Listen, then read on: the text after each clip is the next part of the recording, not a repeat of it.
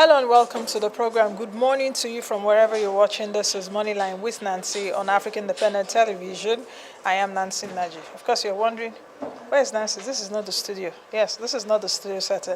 I'm currently in the room where the launch of the Nigeria Development Update by the World Bank, it will be happening soon.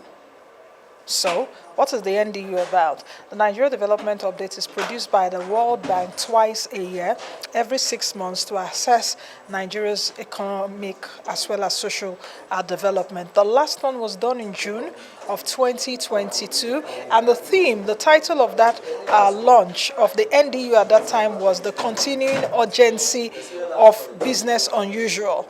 But today, the World Bank will be launching a new report, that's the NDU December 2022, and it's titled Nigeria's Choice.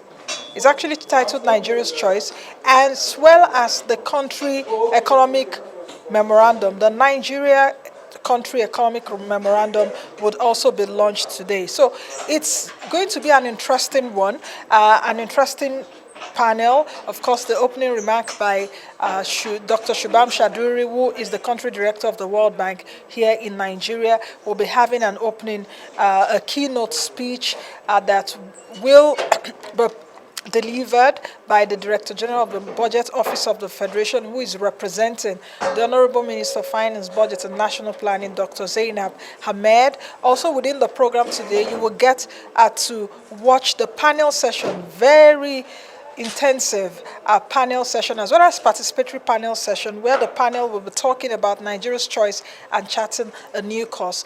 Two governors on the panel, Governor Godwin Obaseki of Edo State, Governor Nasir El-Rufai of Kaduna State. We'll also be having Dr. Sarah Alade, the Special Advisor to the President on Finance and Economy.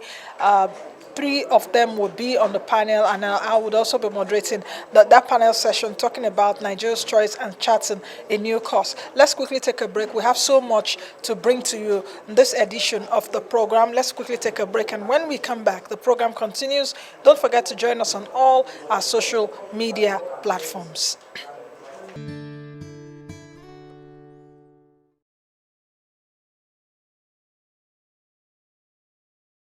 We're here as partners. At best, if we can earn the trust of Nigerian, whether it's political principles or other stakeholders, that's great. But the choices that we're providing advice, we're never dictating. And certainly, even if that were ever true, it is not true today. Nigeria is the largest economy in Africa, is the largest country in Africa. It has the potential to be a giant on the global stage. Believe me, the World Bank is tiny.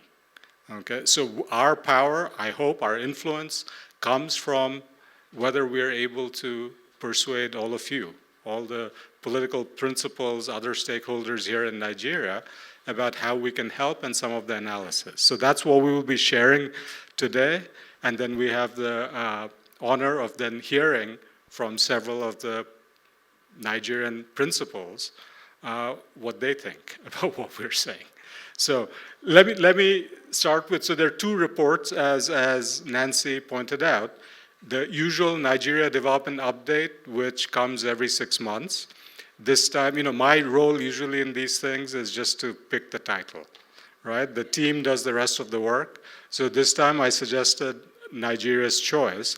I want to be clear that our mandate is purely developmental. We have absolutely nothing to say about politics. So when we say Nigeria's choice, it's not about the choice that all of you will be making in February 25th. It is really about the choices in terms of policies, about a vision going forward. That, I hope, actually is really a consensus, regardless of who emerges. So just to be clear, and especially for our friends from the media, Nigeria's choice, we're talking about policies and ways forward. And the second one, as Nancy pointed out, is the Country Economic Memorandum. This we produce not every 6 months, but every few years. And it's just a longer-term perspective, and then goes into more detail. What are the lessons from, a country's own history, but also from the global experience?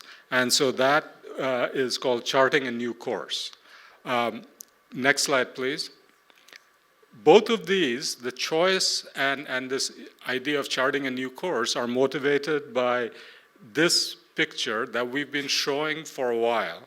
In fact, at least since I got here, because this was one of the first things, when I was coming here, I'd spent 5 years in Indonesia, which is a remarkably similar country in so many ways.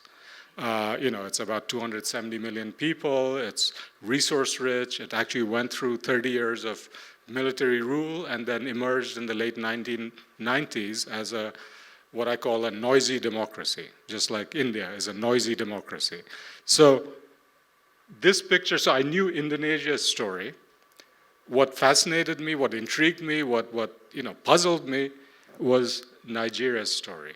So let me just take you very quickly. The light blue line shows you what Indonesia's per capita GDP trajectory has been since 1970. The dark blue is the similar picture for Nigeria since 1970.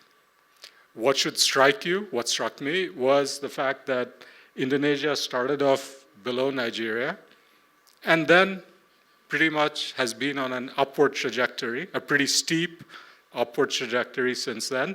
There were 2 points of kind of temporary reversals. One was in 1998. That was the transition from military rule to democracy. That was Asian financial crisis, we called it. And then the other one you'll see is 2020, where Indonesia, like many countries, was hit very hard by the COVID crisis. And then you see what we're projecting for Indonesia's growth going forward. Nigeria, on the other hand, has been what we call, or what seems to be the case, floating along. Okay? And in some ways, it's been floating along, buffeted by the swells of global oil price movements. So when oil prices go up, Nigeria tends to do a bit better, at least in per capita GDP terms. But then when oil prices go down, things turn to go south again. Now, so that's the idea of, instead of floating along, Nigeria has the potential to chart a new course, to basically be on an upward trajectory. And that's essentially the choice that we're talking about. So just to crystallize that choice in maybe somewhat simplistic terms, I think you will hear that we think that Nigeria is at a particularly critical juncture right now, is because there is a third scenario, which we are calling here, with obvious reference, things fall apart. And the risk of that scenario is growing. And that's the reason why we are bringing this to your attention, that this is really a choice about making sure that that rising to potential scenario is realized, not just over the next decade, but going forward.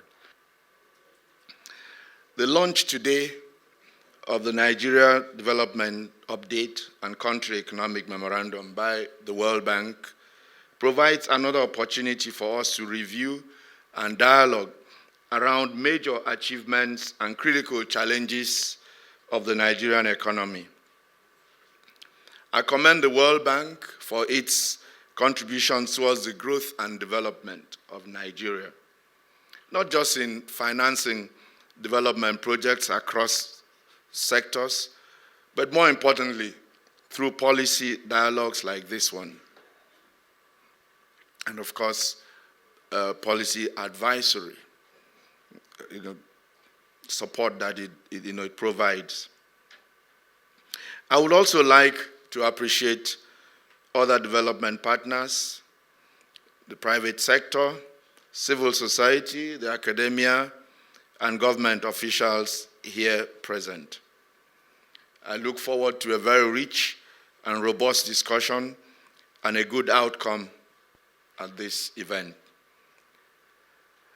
Let me underline the analysis, the quality of the analysis in the NDU by quoting this. It says, Nigeria's growth prospects have improved.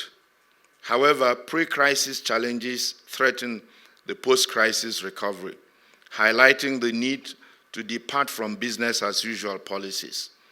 Fiscal pressures have mounted due to lower than expected revenues and the rising cost of subsidy on premium motor spirit.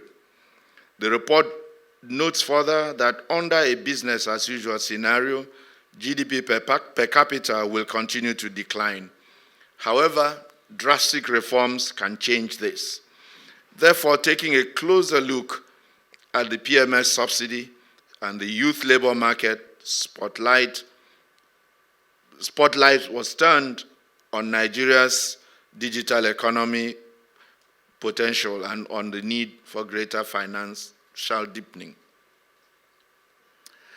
Nigeria's economic growth improved in the third quarter of 2022 with a GDP of 2.9%. Some of this growth emanated from a robust recovery in the non-oil economy and other sectors with significant improvements like telecommunications, agriculture, and services. We will all agree that no country was immune to the challenges posed by the COVID-19 pandemic, and the devastating impact of the Russia-Ukraine war on the global economy. The Nigerian economy has, however, demonstrated considerable resilience in addressing the challenges, adopting measures to grow our revenue base, especially increasing the share of non-oil revenues by accelerating our domestic resource mobilization effort through the implementation of the Strategic Revenue Growth Initiative, the SRGI. The SRGI will not only grow our revenues, but alleviate the pressure on our debt service obligations. Growing non-oil revenues is a central focus of the SRGI, given their relative stability and the challenges with meeting our oil revenue targets currently and in the near future. The SRGI remains focused on three thematic areas. One, achieve sustainability in revenue generation. Two, identify new revenue streams and enforce the enhancement of existing ones. And three, achieve cohesion between people and tools in the revenue ecosystem. As part of the success of the SRGI, the Nigerian Customs Service is implementing an e-customs project, which provides an end-to-end process for imports and exports. In furtherance of this, we recently commissioned 3 new scanners to expedite customs operations, facilitate trade, eliminate port congestion, increase government revenues, and improve national security, all in furtherance of our ease of doing business agenda. Yesterday, the Federal Executive Council approved the conveyance of the Finance Bill 2022 to the National Assembly for enactment. The bill seeks to amend relevant tax, excise, and duty statutes in line with the macroeconomic policy reforms of the federal government. It seeks to amend and make further provisions in specific laws in connection with the public financial management of the federal government of Nigeria. When it becomes law, it will streamline relevant laws and strengthen revenue administration and boost government revenues. Our efforts to raise more revenues, improve our tax to GDP ratio, improve our debt service to revenue ratio, and reduce the burden of debt service are unrelenting. We would like to continue to count on the support of the World Bank and our other multilateral and bilateral partners in this regard. On the other hand, we continue to make efforts to improve governance, institutions, and enhance public financial management practices across board. For instance, as part of the continuing commitment of the administration of President Muhammadu Buhari to strengthening the fight against corruption, the Federal Executive Council yesterday also approved the conveyance of the draft bill on whistleblowing to the National Assembly for passage into law. This deliberate step is aimed at institutionalizing the operation of the whistleblowing policy. Though the policy has recorded a number of successes in the past 6 years of implementation, challenges still abound. The bill seeks to address apathy by the public due largely to fear of harm or lack of adequate awareness, and to create an institutional framework to give the policy the required legitimacy.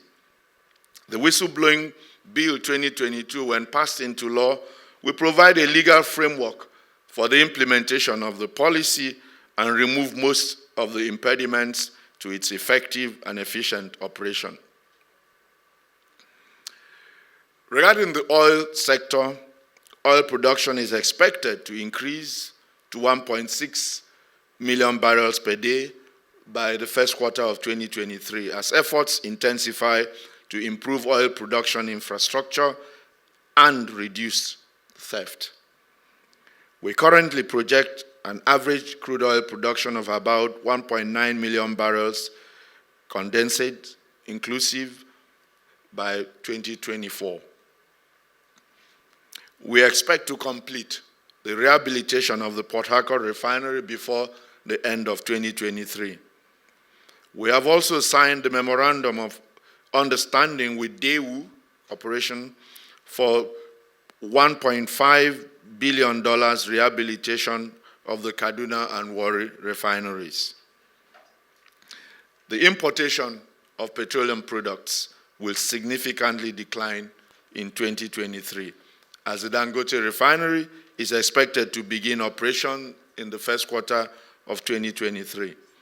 The expected improvement in oil production numbers is also attributable to the increased collaboration between government, security agencies, private security outfits, host communities, and deployment of technology to curb the menace of crude oil theft.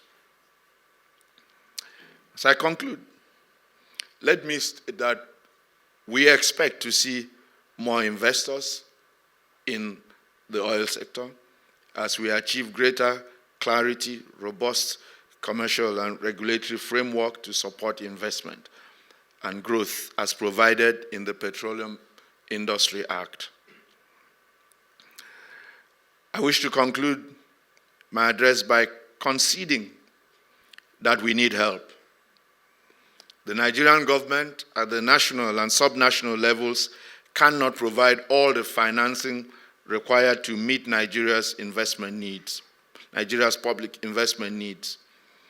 As stated in the NDP, that's the National Development Plan 2021 to 2025, we need the private sector, foreign and domestic, as integral partners in securing the much-needed financing required to fund both physical and social investments for Nigeria's overall development. Thank you all for listening, and once again, I look forward to the conclusion of these discussions today.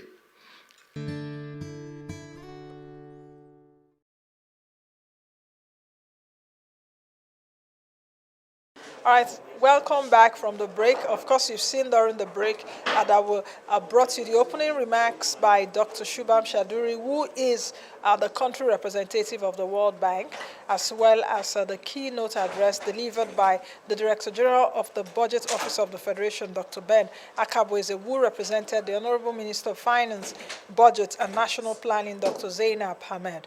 At this point, let's take you to the panel session that did try to talk about Nigeria's choice and charting a new course with my esteemed panelists, Governor Godwin Obaseki of Edo State, Governor Nasir El-Rufai of Kaduna State, as well as Dr. Sarah Lade, Special Advisor to the President on Finance and Economy. Take it away.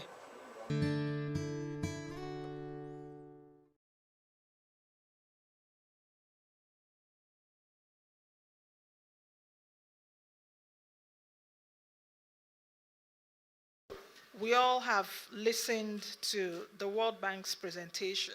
We saw those infographics.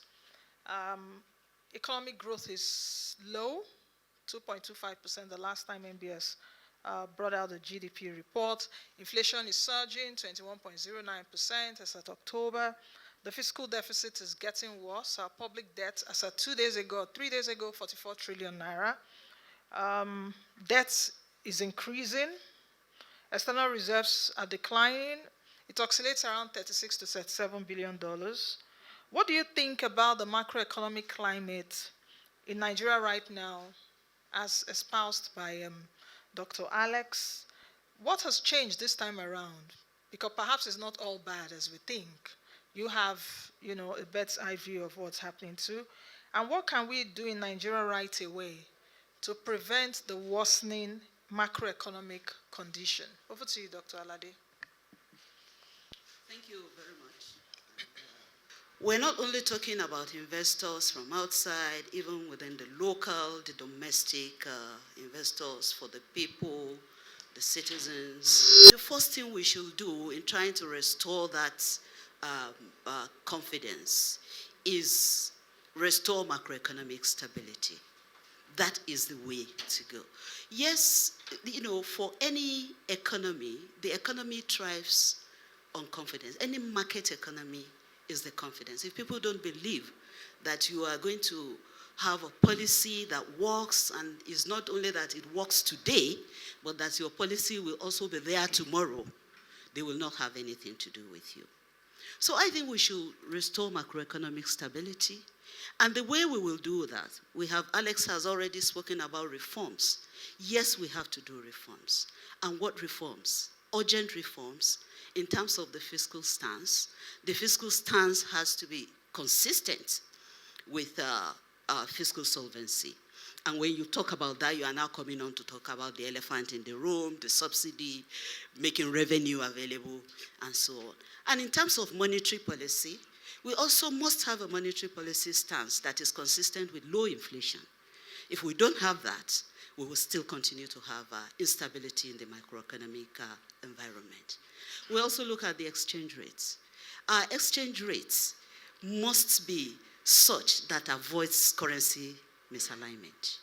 It must also avoid volatility. When you look at that, we will then have to then take up a bunch of all the reforms that needs to be done in that area. Unless we do that, we are not likely, like the minister did talk about wanting private sector to come. We cannot grow the economy by ourselves. Revenue is low. We need jobs. We need all this. So we need to be able to do things that we encourage the private sector to come and provide what we need. We need to restore order to our markets, be it money market, the capital market, as well as the exchange rate, so that there will be capital formation. That is the way to start. And unless we start like yesterday, then we will still continue to have all those hot flashes. Thank you very much, Dr. Alade. Just to say that for this panel, I'll be asking like 2 questions, then we'll take you C&A from the audience in a bit. So I'm also taking a look at our time. Governor El-Rufai, the next question is to you.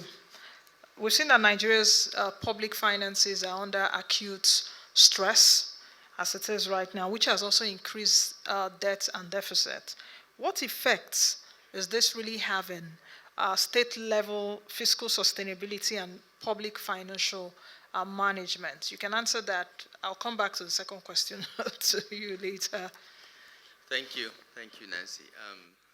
First, let me thank the World Bank for this presentation and for bringing forth another country economic memorandum. I think is extremely helpful, brings out the problems and shows the trends and trajectory. As a state government, we are at the receiving end more than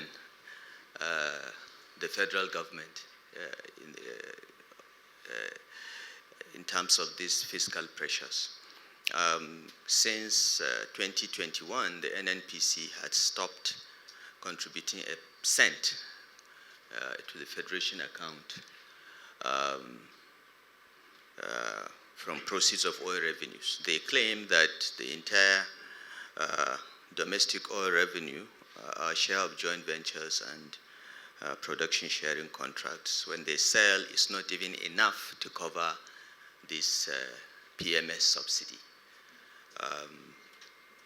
In the National Economic Council, where the Vice President chairs with all the state governors and the central bank governor as members, we saw this problem building from around March in 2021, and we raised the red flag, and a NEC committee was formed to study the problem and come up with solutions before it gets out of whack. At that time, we did not even anticipate some of the things happening now, like the Russia-Ukraine war having all this global impact.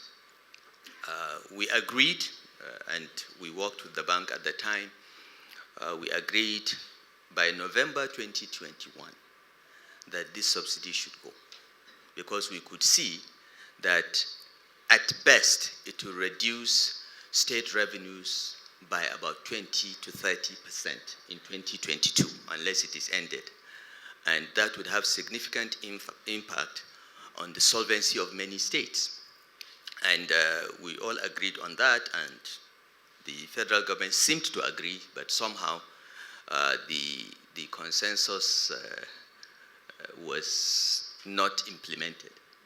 Now, most state governments, other than the oil-producing states that still get their 13% derivation, whether something comes to federation account or not, most of the states that are not oil-producing, Lagos accepted because of their large tax base, are under pressure.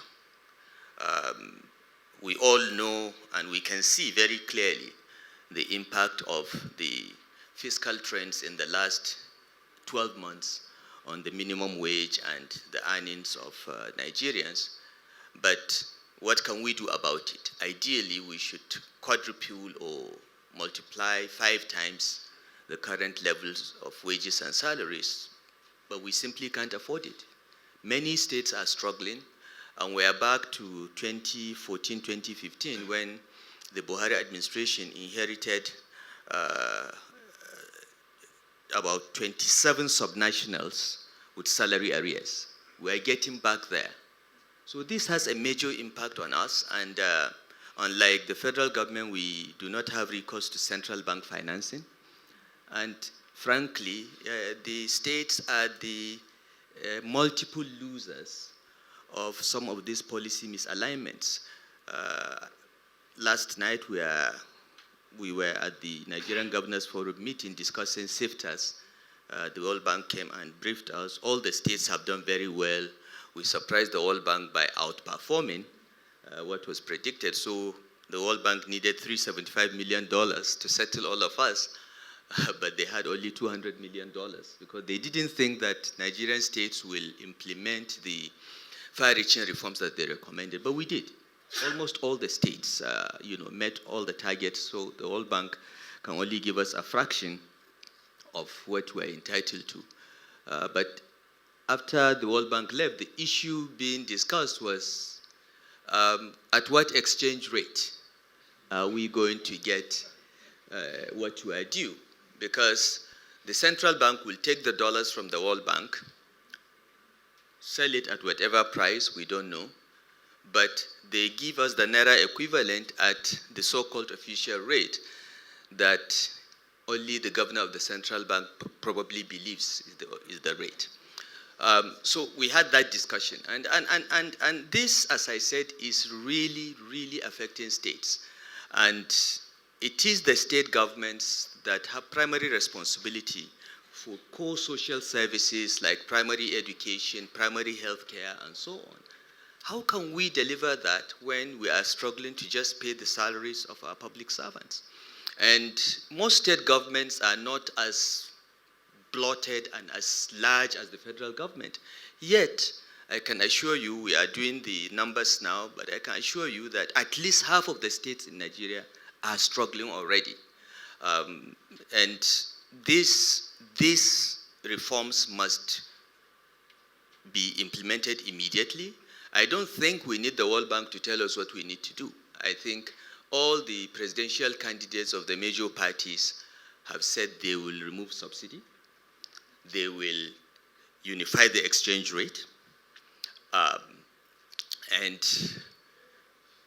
there has been no politicization of these two, because everyone knows that these two represent a clear and present danger to Nigeria, and if we continue for longer on these two tracks, we are going to end up like Sri Lanka. Governor, for that. Interesting things you said, and I'll take up Governor Baseki on some of the things he said. I saw you writing down the issue of even NEC, National Economic Council, having a consensus on what to do but not being implemented. Now, I'm also happy that Dr. Sarah Alade is on this panel as a former Deputy Governor of the Central Bank. The issue which Governor El Rufai raised earlier about the premium, the exchange rate premium, I'll come back to her on that. But Governor Baseki, I want you to respond to some of the things Governor El Rufai has also said.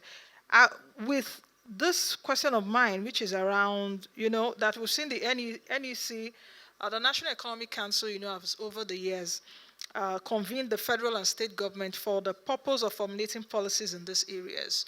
What are those main areas, I would like to know, where the federal government and the states should also work together to advance important economic reforms? Governor El Rufai said earlier that the FG has so much latitude, but is it really that those of you that are state governors, you don't have any other thing to do? You can't be more innovative or so if the federal government does not come to your aid? I would like to know about that. Then, do we also need new institutions or perhaps a restructuring of the current institutions to strengthen implementation? And what are the obstacles? Because we may also be looking from afar, but you in your states may also be having obstacles. What are those obstacles that are standing in the way of Nigeria succeeding in many of these policy areas? Sorry, I just have to boggle a lot of that in, but I know with time you can just answer that. Over to you, Governor. Thank you very much. Thank you, Shubham and the team, for another in-depth report, even though very, very frightening. We have all of us in this room agree that things are not too good, but in terms of the urgency of now, of what to do and the response, I mean, this report, for me, took it a bit further. Nancy, to just answer your question, just sitting back and reflecting, having been in the private sector and now in government at a senior level, having been in both political parties, I think for me, it's beyond macroeconomy. It has to do with the last point that was made from the presentation, building a consensus, having an agreement as to how we want to build a country. If you look at this report, it talks about jobs and the private sector. The private sector accounts for 90% of GDP and produces 94% of the jobs in this country. Therefore, why should a policy not all be attuned to support the activities of the private sector so we can create more jobs and create more, livelihoods for our people? As a governor, I've had, just like my brother from Kaduna, had, fierce political challenges in the last, 6 or so years. And what's the issue? The issue for me has been one of resource allocation, right? So a certain amount of money comes to the state, whether it's from oil receipts, whether it's from VAT, whether it's from your own internally generated revenue. And at that point, there is no alignment of interests. For those in government, if you look at our budgets, up to 70% of our budgets are focused on servicing government and government institutions. and much less on providing the supportive environment to allow the private sector grow. So unless and until we have that alignment of interests and build the political and social consensus, we'll just be talking round and round in circles. We'll come in next year, it'll be the same. So I think we must broaden the conversations. We must understand that there's nothing new.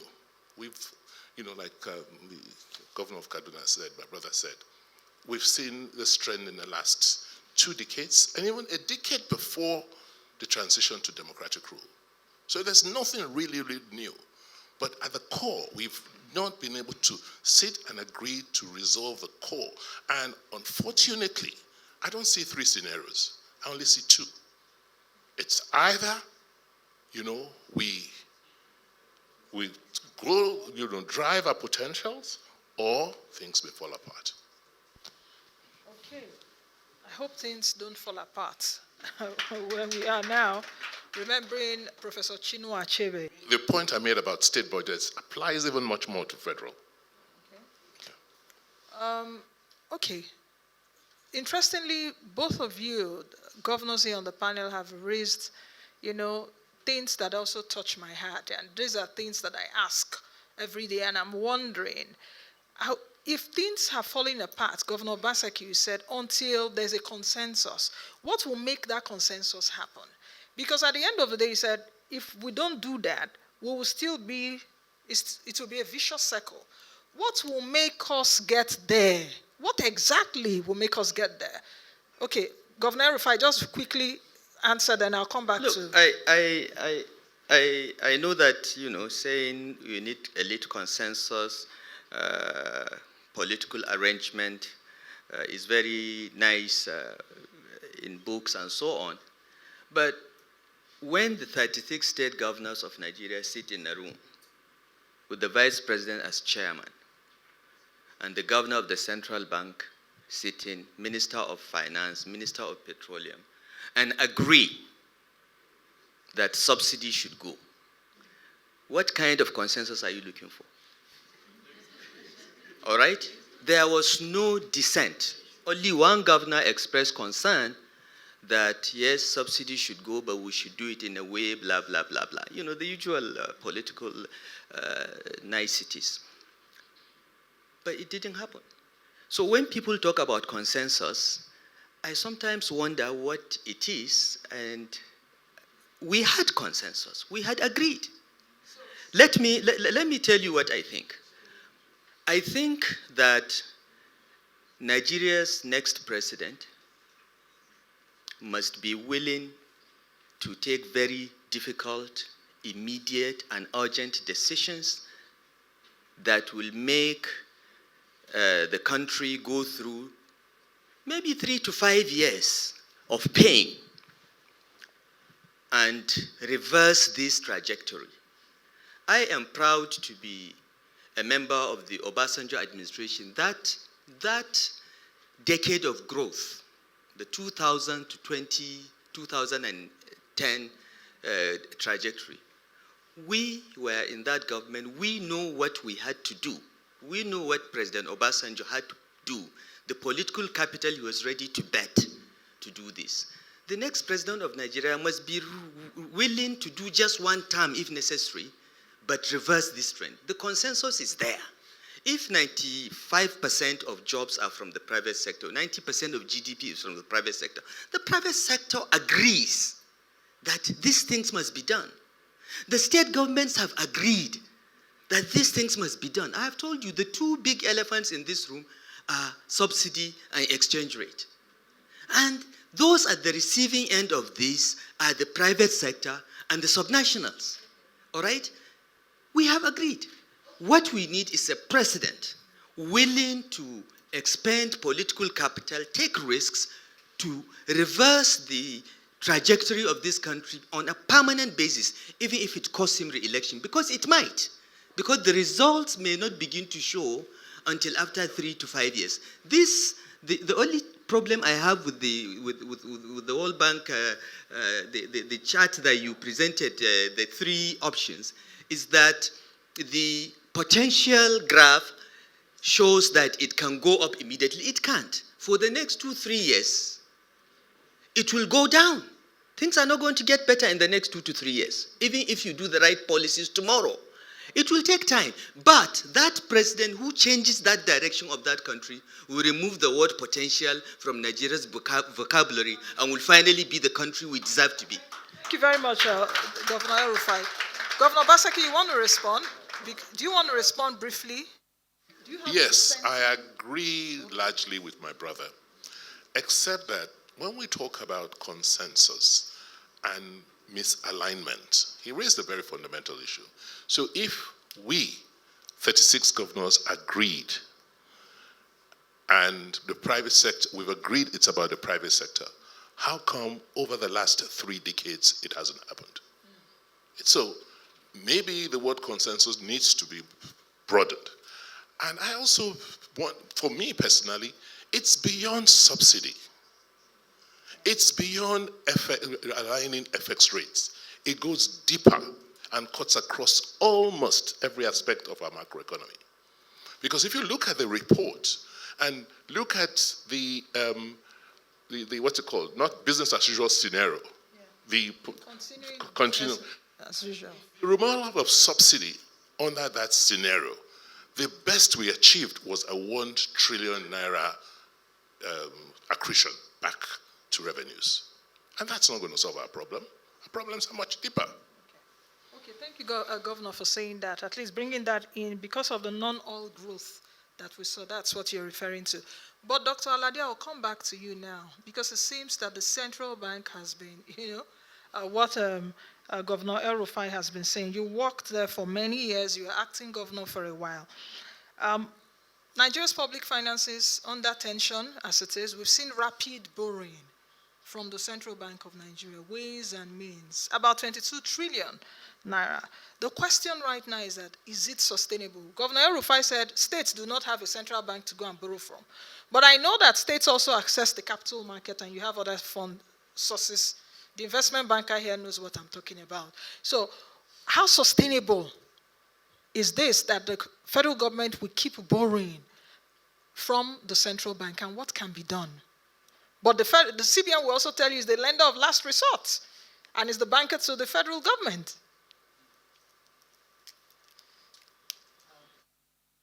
Nancy, I want to just pick up from where Governor Obaseki stopped in terms of subsidy and the exchange rate, to also say that it goes beyond that. When Governor El-Rufai was talking about the next president, we must not only stop at removing subsidy and then getting the exchange rates realigned. There are other policies. We have been, our development plans, everything has been characterized by these stop-go policies. We have a good policy in place. It will be implemented for 1 year or not even implemented at all. You have a new administration, and then we just reverse. That cannot engender confidence in people who want to invest in the economy. And I did say at the beginning that our policies must not only be good, but people must perceive them to be sustainable. That this year we have a good policy, next year we are not going to reverse. So there are a plethora of policies that we need that incoming government to say that let's continue with the good things so that there will be confidence and our markets can function very well. In terms of the borrowing from central bank, there's an act, there's a law. And if we respect the rule of law, we will not get there. We have a law that restricts what the government can borrow from central banks. Law, the federal government goes, yes, Fiscal Responsibility Act, I know that. But who is flaunting the law and the FG keeps approaching the CBN as the lender of last resort? Nancy, rule of law. Okay. On both sides, there's a law. Let's respect the law. Let's respect the law. What the law says. Whether the federal government or the central bank, let's stick to that law. Then secondly, you also mentioned, I did mention at the beginning, that our monetary policy, our exchange rates must avoid currency misalignment, and also volatility. And I think that's also important if we're having, when people are now talking about what we do. But there's also something mentioned by Governor El Rufai which nobody picks up. Where does central bank get its dollar from? Where does central bank get its dollar from? They don't export, they don't do, it's the economy that exports. And in the past when I was there, NNPC, we give an average of about $3 billion a month. He just said NNPC hasn't given anything. Thank you. Okay. I wish the NNPC GMD is here. NNPC Limited GCEO, that will be a question for him. Yes. Second largest source of foreign exchange inflows into the Nigerian economy is the diaspora remittances. Diaspora remittances rely upon credible exchange rate. If the premium between the official rate and the market rate is so wide, diaspora remittances crash. There was a year, I recall, we got $30 billion from diaspora remittances, almost as much as oil. This year, from all indications, is not going to be higher than 15, 16 billion. On average, we get 20 to 25 billion because of this problem. I agree with every point made. I'm not saying that fuel subsidy and exchange rate are the only issues. There are, I was part of Obasanjo's government. We had to design complementary policies and stick to them and implement before the results came. But these two, if a government cannot face these two and face the Nigerian people and explain to them why it is necessary to take this money and invest in healthcare, in cash transfers, in education, in security, instead of subsidy that benefits owners of many four-wheel drive vehicles, then how can that government even keep to policy, formulate sound policies and stick to them? To me, this is as clear as day and night. If that cannot be addressed, then the other things cannot happen. And very quickly, because it will be disservice if I don't ask you this question about the recent years now. We've seen conflicts and violence in Kaduna State. Thank God you are here. I've always wanted to ask you that question. So you've come to me today. What do you think about the rising level of insecurity? And perhaps from afar, we're seeing you as helpless, because even you have said it a couple of times that the federal government is for the federal government.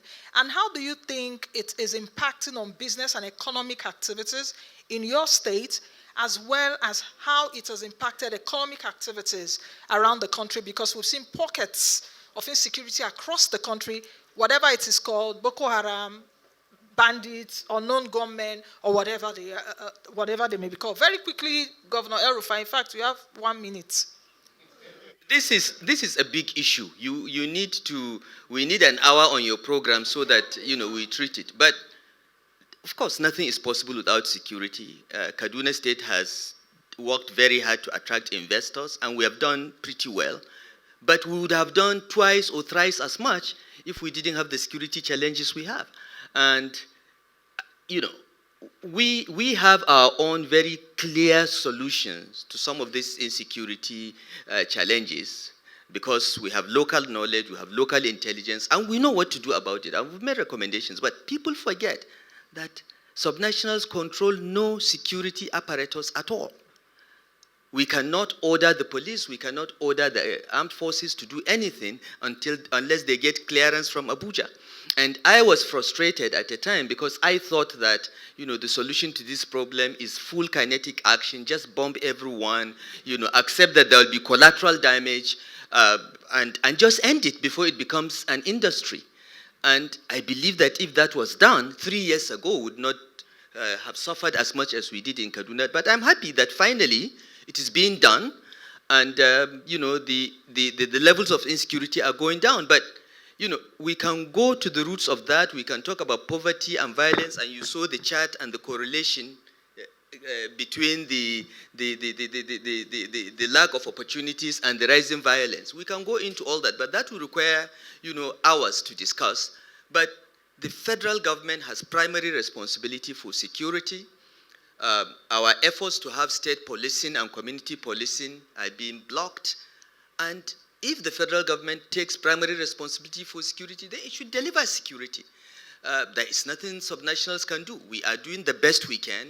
We spend a lot of money supporting federal security agencies to enhance security, but we have no control. But I'm happy that things are getting better now, and by the grace of God, maybe one day we'll just be writing about this. Well, Governor Baseki, just one last question for you before we go to the panel, the audience. Nigeria is in a pre-election period right now. What impact do you think that all of this that we're speaking about in this room will really have on the administration's new policy priorities? If I get you clear, Nancy, all the issues that have been bandied in this report are issues that are currently being, canvassed by all the presidential candidates and all the parties. I think for me, it will go beyond the issues and look at the capacity of the state, of the individuals, and the systems and structures to execute. Because what I have discovered in my state is that it's not about policies and, what to do. It's the structures of state, the individuals that have the responsibility, either constitutionally or, officially, do they have a capacity to deliver across board? If it's in education, do you have teachers that you can train or have been trained to deliver educational services? So it's beyond, beyond the rhetorics. It's actually getting the system to function. It's about execution and executing across board, from the local governments to the state governments to the federal government. Okay. Thank you very much.